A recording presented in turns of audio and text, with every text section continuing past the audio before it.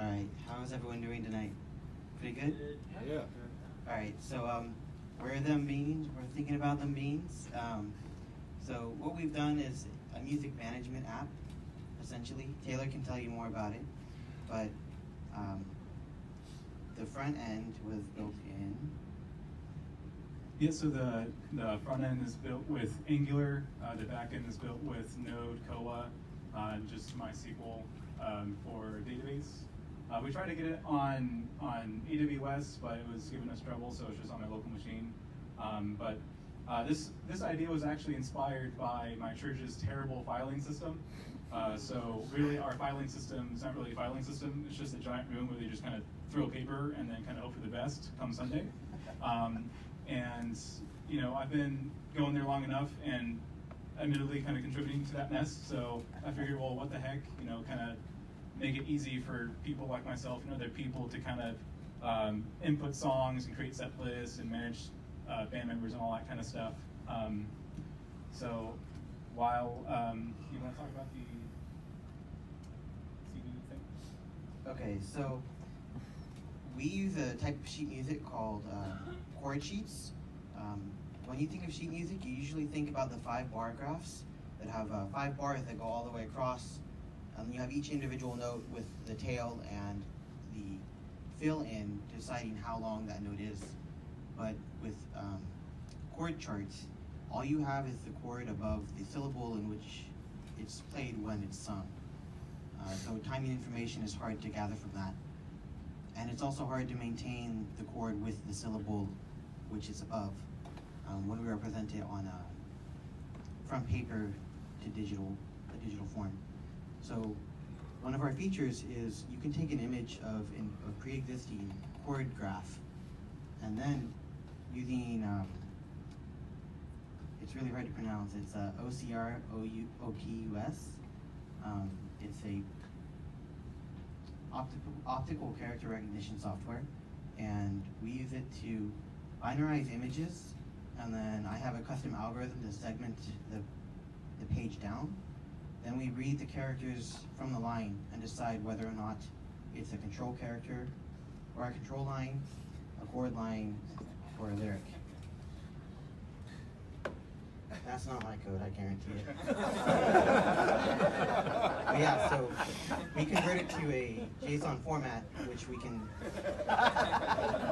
represent for you guys. Another feature is... Yeah, so while it's mining some Bitcoins, I guess I could kind of dive into how we kind of structured songs to kind of tailor that, you know, custom format and whatnot that he was talking about earlier. So, like, let's go, I don't know, Beanz, I guess, because we're Beanz. So if we go here, so this is kind of how we structured songs and different segments of songs. So you have, you know, different sections. So you have verses, choruses, bridges, pre-choruses, all this stuff. You can give them certain chords over the certain songs. You can even transpose like that if you want. If you want to download a PDF of this transposed song, you can. Just give it a little second, and here it is. It's just only one page. It's really basic.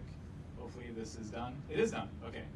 So if you go here to songs, you'll notice right here it says one unnamed upload. And this is actually this sheet music right here, or this chord chart right here.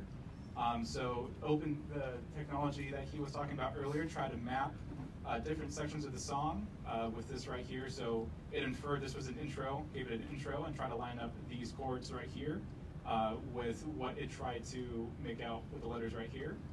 And you can transpose these as well to whatever you like. It tries its best. You know, it's not super perfect, but it's really good for what it is. And you can even, you know, print a chord chart with this uploaded chord chart, transpose it, whatever you like to do, and here it is. And you can print it out at your leisure. And that's really about it. Any questions? Or? Yeah, I think you guys already said tech stack, but Yeah. What about the OCR? How, was that in Koa? No, that was all in Python. I'm sorry. So the library we used was really good at binarizing images. It does adaptive thresholding, so it doesn't matter if there's a shadow over the image or not. It'll detect characters pretty well and make sure that they're retained while noise is removed. However, it's not good at segmenting sheet music like this because it usually expects there to be more than 2 characters per line. We ran into issues where the segmentation would completely cut out our chords altogether, so we would have no note information. Sometimes it still happens when there's only 2 or 3 Like chords. the second line is supposed to be a C. Yeah, like right there, and it's gone. So we used horizontal smearing to determine the peaks and valleys of the location of black pixels on the image, and then we used a standard deviation of above 5% to determine where we would like to define the top and bottom of our lines. And then we segmented along those areas, and for each segment we did a vertical smear because we faced an issue where I couldn't get the location data for each character back from the library. So we used a method where after converting to text, we took the number of words in the text and then looked for that -1 large spaces in the image through the vertical smear. So we had an algorithm that looked for the n-1 largest spaces and then cut the image based on that to roughly guess where the words were. We did that for every line, and then for every 2 lines that we knew one was a chord and one was a lyric, we merged them together and sorted them based on their start location. And then we tied sets of words to each chord as just for intermediary representation. But our JSON format just has per line a text line and then a chord array. Anyone else? Quick feature request. My annoyance with chord charts when it chops the verse across pages. You know, you gotta like a little white space and drop that verse down to page 2 or whatever. How did you do the chord transposition? Like, how are you figuring out what's the music technology stack? I'll let Taylor answer that because that's his brainchild. It's really just like matching against regex. So you kind of have a set of notes that you can compare against, and then you kind of say, okay, well, like in this array, I have an A. The next one would be an A sharp or a B flat.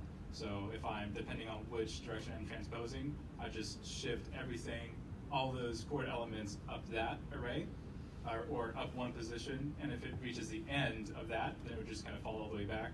You know, so like a G would be an A then, or whatever. So, yeah.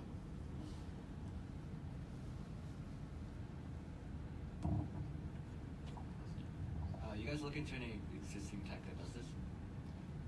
Honestly, not really. At least I didn't. I just kind of got frustrated with the way that we were filing things and wanted to make a better solution for us. So, Cool. Thank you for that. yeah. Anything